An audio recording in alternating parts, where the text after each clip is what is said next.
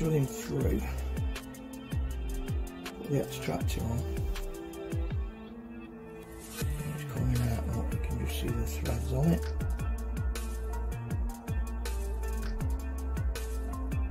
Basically it's the full length of the screw.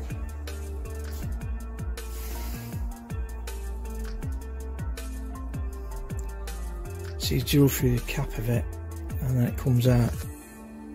You can make fine adjustments there, but before you do that you need to loosen off the screw there. The next job will be to drill that out so I can get to the barrel. So you just got to be careful. If you've got some thin plastic pipe, you can put your drill bit down that and put the pipe in if there's enough room, and you don't scratch the threads. Just got to be careful. But that is how you strip them down. Like I say, I'd do the same for that to get the barrel off. So that's the two-handed tampers, which are snap-off screws, which are probably the hardest things to get out. Some just have brass caps on, they're a lot easier.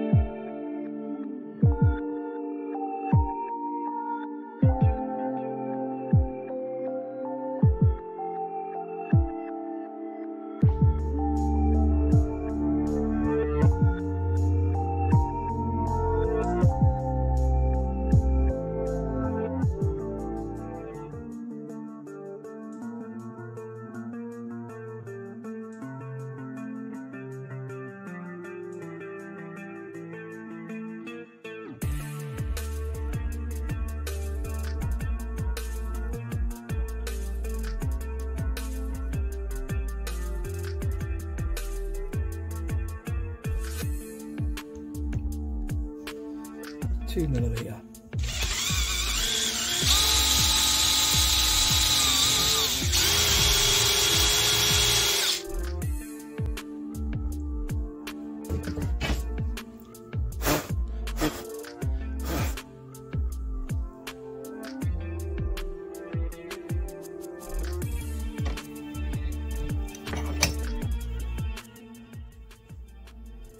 Okay, I've started by drilling the hole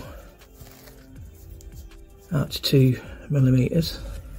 That should be enough. If it needs to come out any more, I will do it. But what I'm going to do now is I'm just going to pack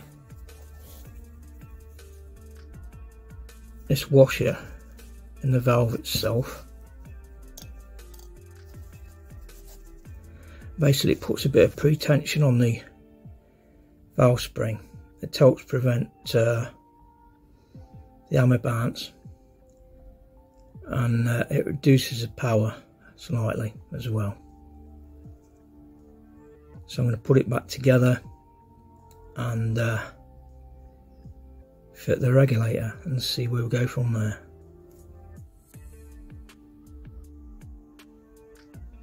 Okay, so although it's recommended to put pre-tension on the valve spring, it's really tight in the first place. Now if you look at the valve here, you'll see where they put a white mark on the valve itself and another one on the lower part of the cylinder where it unscrews to take the valve stem out and the spring.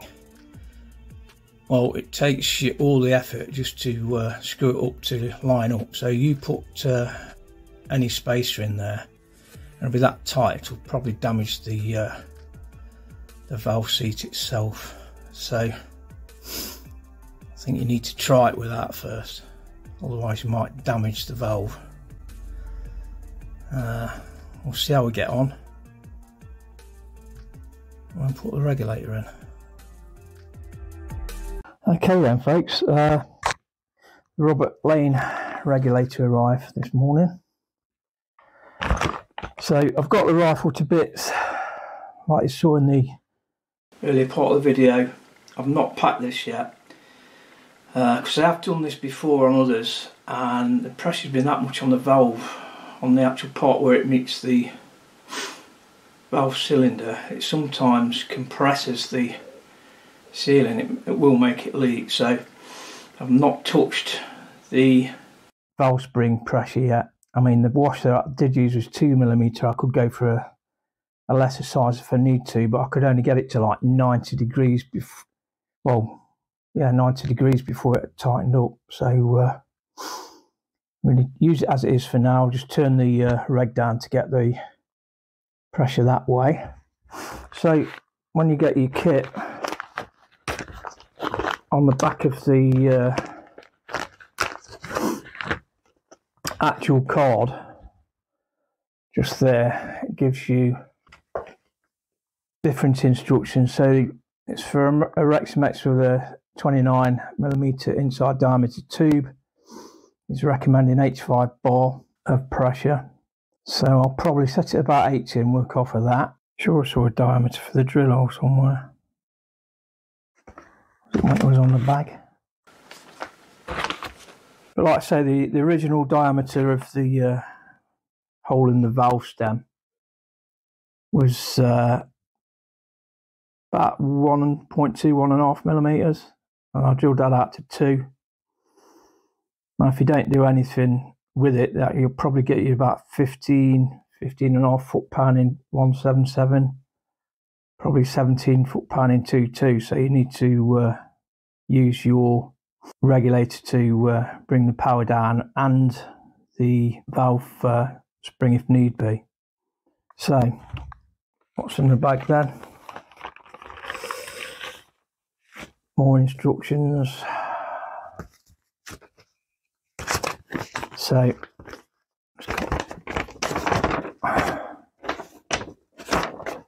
you get a sheet showing you all the different types of valve, and this one actually says Reximex on it.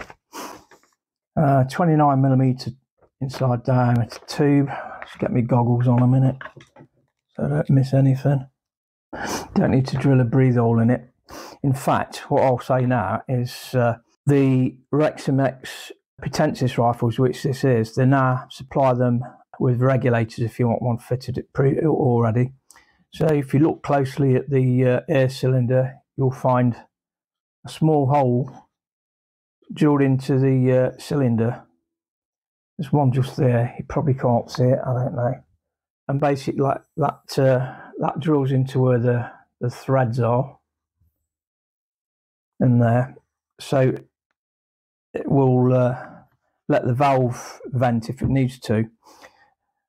So if you look at the valve, they've got an O-ring on that end of the valve, but on the other end, where it tightens up, there's no O-ring, and that's what allows it to breathe. So you don't need to drill any breathe holes in your cylinder for this one.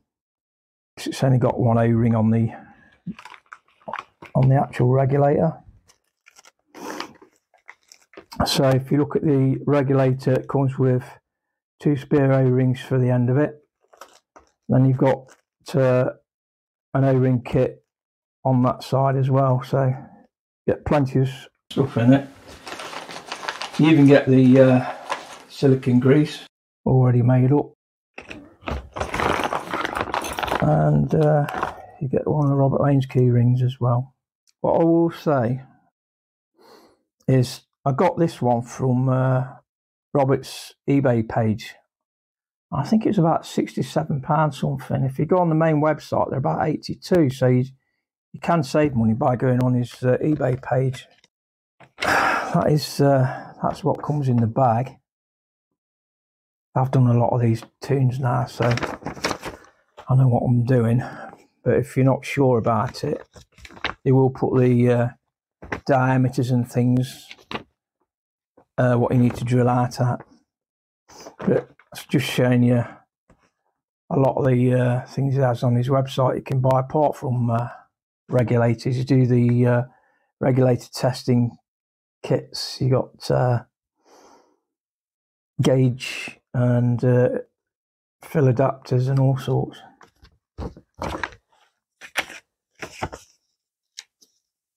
This one here, that just shows his Facebook page. Okay then, so just get this out of the bag. So you've got a breathe hole on top, and that faces up on the rifle. You've got an O-ring on the bottom to seal the face to it. On the actual valve itself, you've got the burst disc in there. And what I'm going to have to do is take this cap off. Now that is supposed to work like an anti-twang thing. Stops the air reverberating around it. So you just take that off so you get a better seal, because now this will act as like a detwanger. So that O-ring then seals to the face of that. So what you'll do, you'll line that up so it's like that. And I've got to hope now that this will fit okay, because you do sometimes find that they can be slightly smaller or larger, and it's all down to then sealing it with a changing the O-ring or whatever. Everything's been cleaned out on it. So if you feel down through the cylinder on this, once you get past the threads, you'll feel a bit of a step there. Don't need to open that one, because of what I did do a few months back. I bought a tin of silicone grease. It cost about £11 for 200ml or 6.8 fluid ounces, and you save a lot of money by doing it like that. It'll last a lifetime. But if you're always taking guns apart and putting O-rings on, it's well worth getting some. So basically you just put some silicone grease around the O-ring, and that helps protect it. Okay, so if you look at that, you'll see the 2 red marks on it. If you can, 2 red marks, and then a dot on top.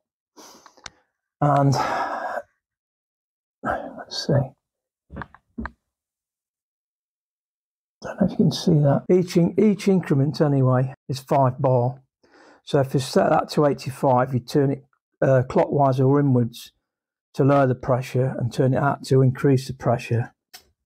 It comes set to what he recommends. So he's recommended 85, but because I've drilled it out, I'm going to drop it down to 80 and take it from there.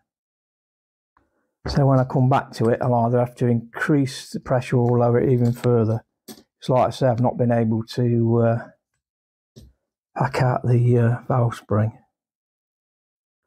So I'm just going to lower that by another 5 bar. And I'll take it from there. You can buy the writing, that's all right.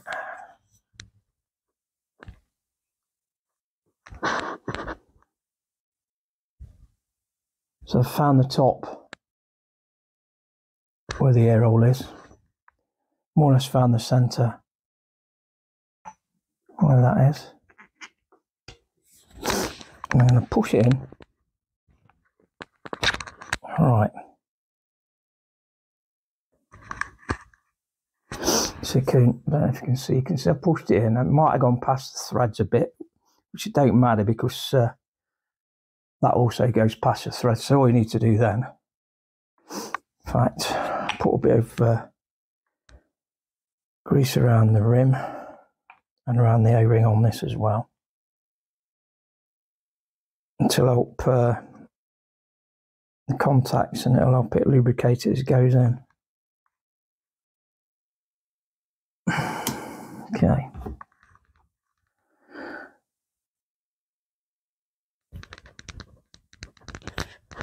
So push it in so far so it meets up with the threads. Then you start screwing it. It's a bloody long thread on this. It took me ages to unscrew it.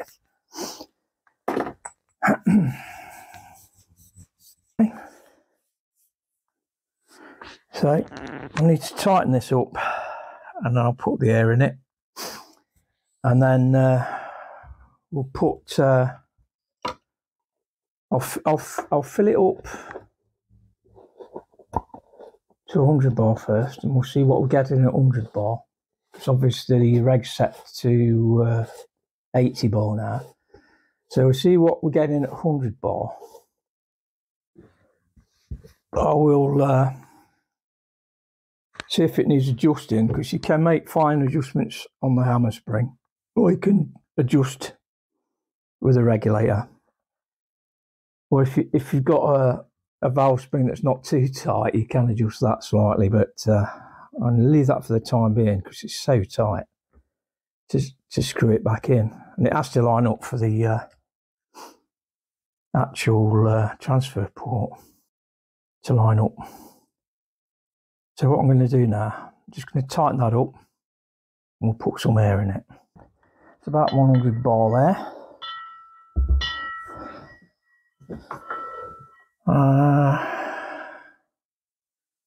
Just on the start of the green, edge of the yellow on the